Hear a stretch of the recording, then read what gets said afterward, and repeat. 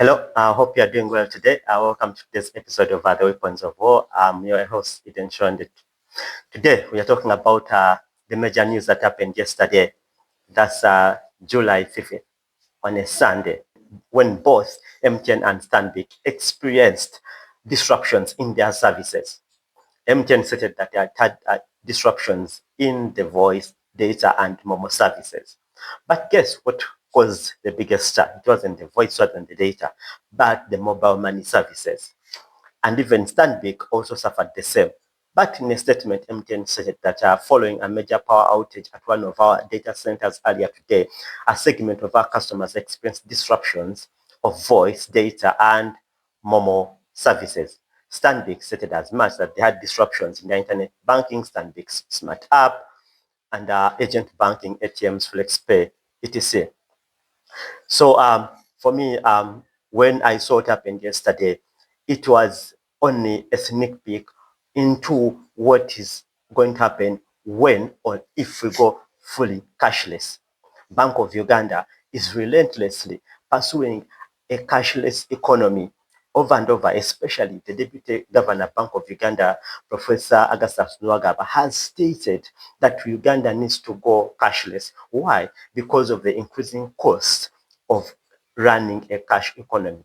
That's the printing, issuing, and even maintaining the cash. Apparently, the cost is skyrocketing. Of course, the last time I checked, that cost was in the regions of over 200 billion Uganda shillings annually, and of course, rising per year.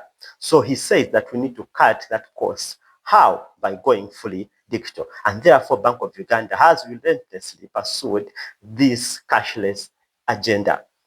And that's what informed the recent move, which they announced on June 4th this year, that they are putting a cap on the cash that can be withdrawn over the counter.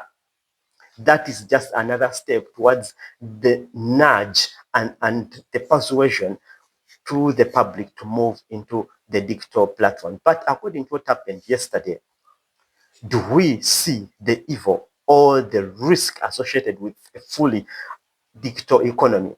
In just a snap of a finger, the economy is down, or just Momo Pay is down, and people are freaking out all over the internet, wondering what to do. Someone is in a restaurant somewhere, and all of a sudden they realize they can't pay, and they're midway their meal, or even perhaps they are done with the meal and they can't pay. And then what next? Perhaps you have just filled your tank at a gas station, and then what next? Various glorious things have been spoken about this cashless economy, convenience, inclusion, and all these things, but no one, especially at BOE, has delved into the negative effects, or when they even talk about them, they just gloss over them and then give us this, paint for us this glossy picture of a fully digitized economy.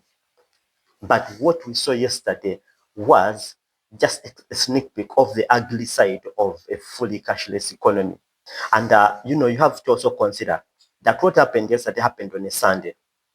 What if that was a Monday or any other working day, Tuesday, Wednesday, or Thursday, or Friday, when shops, especially downtown, are fully operational at peak transaction time? What do you think would have been the effect? Right now, we're talking about a Sunday, which I consider to be a low transaction day. People, are from church, they're home, perhaps at a restaurant here. So the transactions they could be at their lowest. But there's such a star online. Imagine if it was a work day. What would have been the effect? And this lasted for just a couple of hours. What if it lasts for a full day, on a work day, or 2 days? What then would happen? I picked us some few comments on social media that were intriguing, that should get us to think well about this cashless economy that is being sold to us by Bank of Uganda. This one, as just hours of MTN services being off, and the country has been in an economic crisis. Now imagine if both MTN and Airtel services got off for a week. How will the economy be? What standards or measures has the government put aside for such situations? Yes, now imagine if both Airtel and MTN were off. Yesterday it was only MTN and Stanbic that were off. What if a number of banks are off and the two major players in the mobile money sector are off? What then happens? What if that day is a Wednesday? What then happens? And he asked a crucial question. What measures has the country put in place? The measure that the country should put in place or maintain in place is simple. Maintain cash.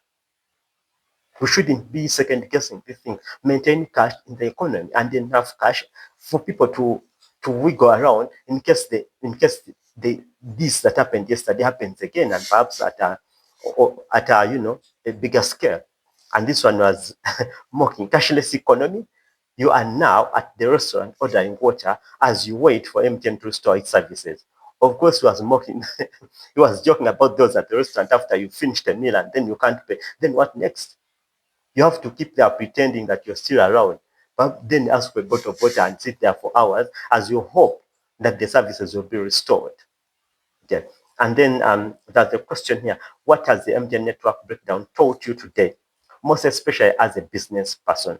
I think we should consider what has it taught us all as Ugandans.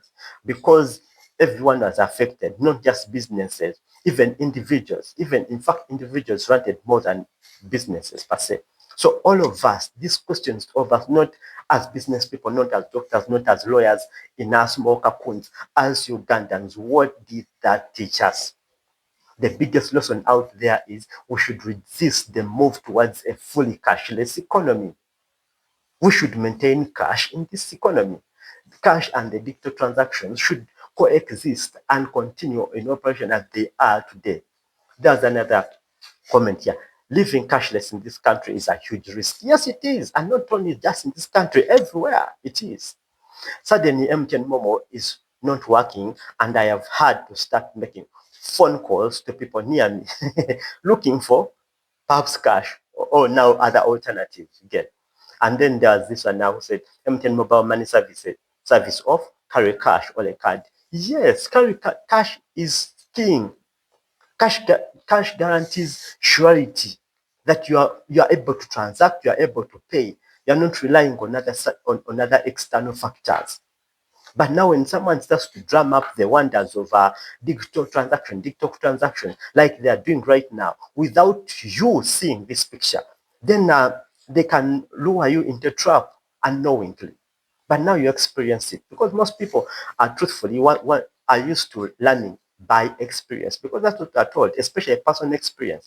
They prefer the schools of hard knocks that you first go through something, it knocks you east, west, and east, west, and center, and then you wake up and say, I picked my lessons. But you can pick lessons from other people, from other countries where economies have gone almost fully cashless and the effects people are suffering there.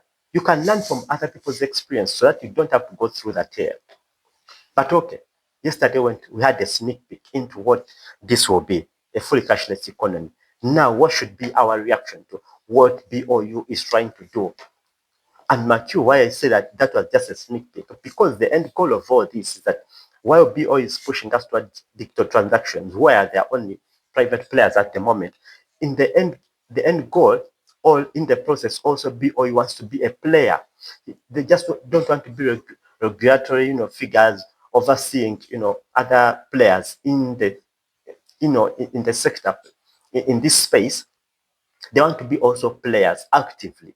How? By introducing the central bank cryptocurrency, which is already in the pipeline. According to the final consultation report, was supposed to be going into the pilot phase, where they also have their own cryptocurrency. And how then will they promote it? We always talk about withdrawal charges here and there. Then what if their withdrawal charges are less, way less than the private players? What will happen? Many of us will go there. What if they say that, oh, for anyone, carrying out, business with the government, you have to have a central bank cryptocurrency? Many will be lured into that trap. What if they say any public servant, you have to have a central bank cryptocurrency? Many again will be forced to open. What if they say, like they did last year when distributing the parish development model money, it was fully digital. What if they said to receive that money, you have to have a central bank cryptocurrency? Then many will be brought in. So it will be, they can lure you in, they can persuade you in, they can seduce you in, but they can also coerce you in. So that's how they'll perhaps promote their own digital currency. And what will happen after? The private players will be cast out. They'll be frozen out, and we shall all be forced into this one central bank digital currency, digital platform, and we shall all be there, one platform, all of us. And then what will happen there? Because it will be programmable, it will be programmable. They will be able to dictate to us what we can use our money for, where we can buy, how many things we can buy, how often we can buy, in which area can we buy. If you're in Kampala, they can say you can't buy anything in Wakiso, or beyond Wakiso, you can't transact from there, or you can't even go past to go into Mazakomba to get to something. How will they be able to do that? They just program your money that beyond a certain jurisdiction, it cannot transact.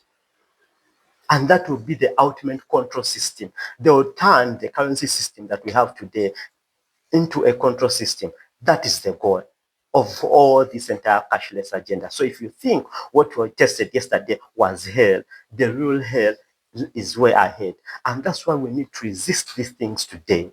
But then, again, in that statement they put out on June 4th, when they're announcing this cash withdrawal limits, they said that based on BOU data, the payment landscape underwent a digital shift between the financial year 2017-2018 to the financial year 2025-2026. Electronic credit transfers have solidified their position as the primary engine of transaction activity across all tracked currencies. They said digital transactions have gone up. And they give us here the statistic that the volume of transactions rose from 87.7% to 93.53% volume. And the value of the transactions also surged from 79.3% to 93%. So they are telling us that, hey, this digital move is already caught on. People are already moving digital. Therefore, let us go cashless, because this is the people's preference. The same mobile money growth is also averaging 25% annually since the financial 2020-2021. So therefore, let us go cashless. But like I reasoned in one of the previous episodes, that even these statistics they are reading is because of their own engineering and orchestration of this move towards the cashless. While they are giving us these statistics, it gives the impression that this move, all these numbers they are giving us have come up organically. No, they haven't come up organically. There have been promotions and a push and nudge for us to go this side by the very players that are now telling us that these are our tastes and preferences. Yet they are behind the scenes engineering our very tastes and preferences. But given what we experienced yesterday, shall we still fall for these figures? Yet, worse is in the pipeline. We should start the resistance towards the cashless economy today. So that's it for today. Please let what happened yesterday be a lesson for us to rise up and resist the move towards the cashless agenda, starting today.